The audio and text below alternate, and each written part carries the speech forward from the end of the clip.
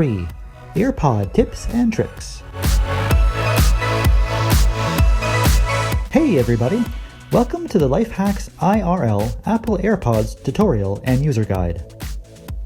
This is part 3 of a 3-part series showing you how to set up and control the Apple AirPods.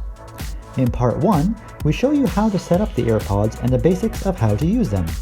In part 2, we take a deep dive into the settings and show you how to use them with your various Apple devices. In part 3, we're going to go over AirPods tips and tricks, including suggested settings and control schemes. So let's get to the first tip, which we really actually already discussed in part 2. We suggest changing the double tap option to play pause from the default of Siri, as most people I meet seem to like this setting better. To learn how, check out part 2 of this series. It will be linked down below in the description.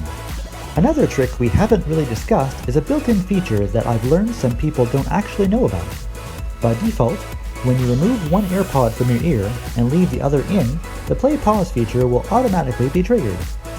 So when you remove one AirPod, the music you're listening to will pause until you put the AirPod back in your ear.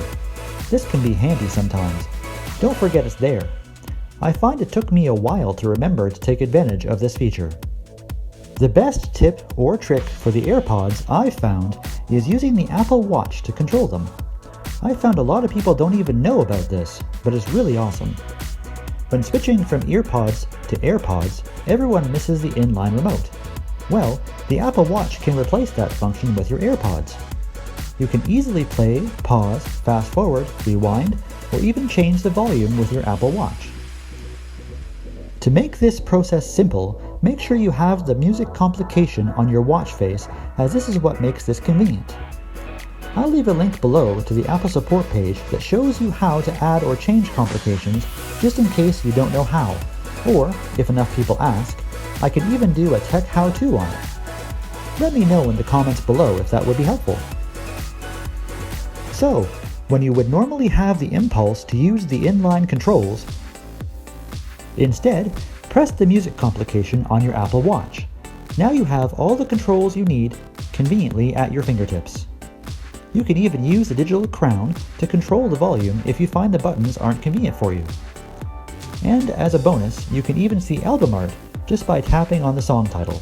How cool is that? Just one more great feature of the Apple Watch. Another question I get a lot about AirPods is how do you find out about the battery level or know when to charge them?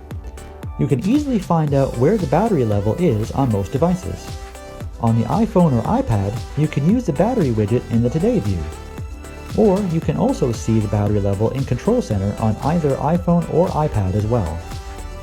And on your Mac, you can see the battery level in the same screen you use to connect to the AirPods.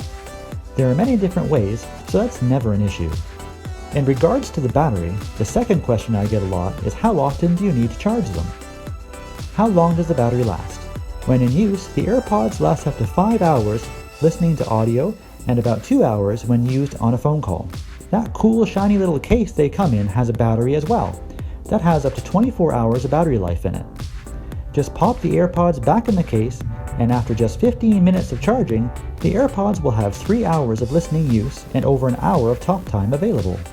The battery life on these don't disappoint. I find I only need to charge the case about twice a week, or once every 3 or 4 days, and I use them a lot.